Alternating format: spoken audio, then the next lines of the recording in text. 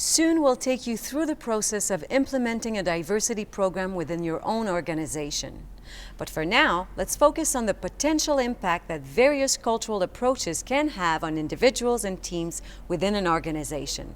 When a new employee joins the organization, and we do have many, and they are newcomers to Canada, they've been internationally trained, internationally educated, there are some challenges that they will face. As and when it warrants, I will ask questions. But in other parts of the world, individuals may have been used to not asking questions because they need to respect, for example, if it's a nurse to a physician or a nurse to a manager. So every district has a head, has a chief medical officer. So below it, he is the main administrative officer of the whole district. After that comes the doctors. After that, nurses and other paramedics and all that. So this is the hierarchy. So the hierarchy is very much respectable. It's very important that we keep those distances. We were ruled by Britishers, so we have that hierarchy also. Like we are like culturally Indian, but also having a applied British mentality. If your person in authority or a boss tells you to do something, you just do it. So that is also important for, I think, the supervisor or managers to know is if somebody is not questioning authority, it's not because they don't have initiative. So I think that's where the manager role will be to give them permission. You know what?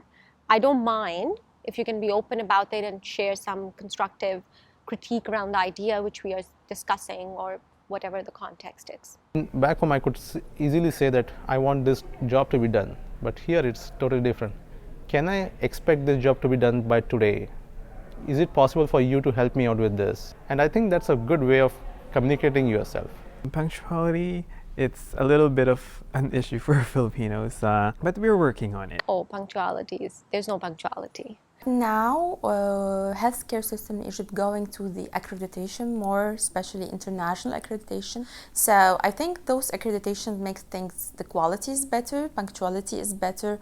They are tending now to make things more punctual. Yeah. When we get invited somewhere by our family friends or something, I always ask them, okay, so is it like a Canadian kind of a guest or is it like a Desi guest or brown guest? He said, yeah, I know you're punctual, just come an hour late. Managers will turn around and say, well, so does that mean then, people, our employees who are coming in late, we put it down to a cultural practice?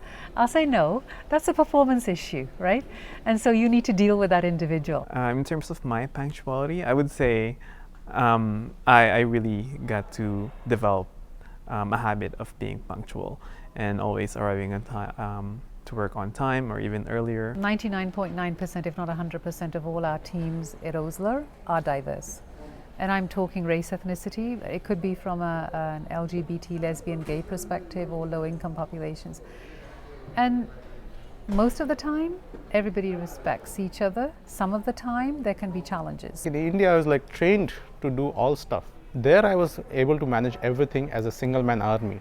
But here, it's like you've got many people to help you. Hierarchies was important way back in my home country, but here hierarchy is not important. Here, you might be a doctor, you might be a head of the department, so be it. But there are other heads as well. In South Asia, where I come from, the doctor is the decision maker.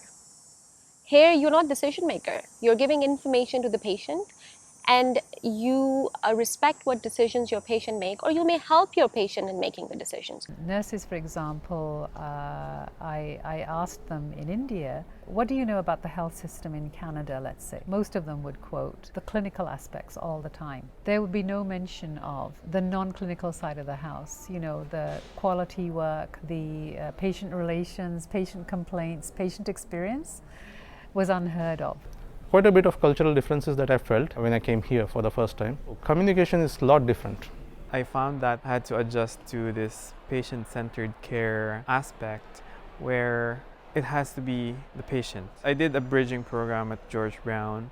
The emphasis was on patient-centered care. And then when I practiced, then I really felt how it felt like to have the patient in the center of the care.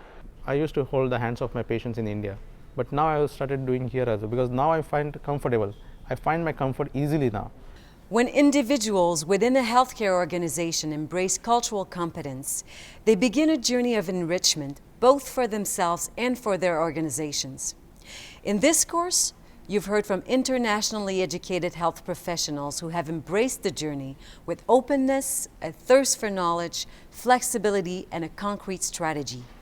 We invite you to embark on this journey as well.